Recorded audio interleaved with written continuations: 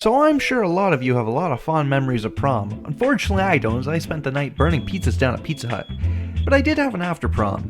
And there's a few things that happen after prom. You either go to a house party, go camping, or do whatever most kids do when they bring a girl to prom. Well, in my case, I didn't even go to prom, so I went camping with my friends. Now, we were on the way to the campsite, and we had me, Aaron, Austin, Ben, Chris, and his girlfriend Caitlin. Now, at the time, we knew Ben through our friend Austin.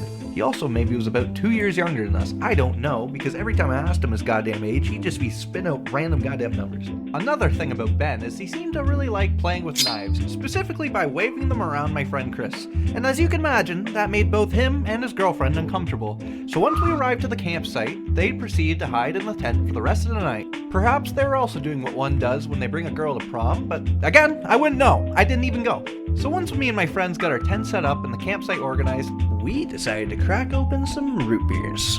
As we were sitting there drinking our root beers, I thought to myself how lucky I was to have the friends I have, and even though I didn't go to prom, I was really happy to enjoy this experience with them. That was until I reached for the marshmallows.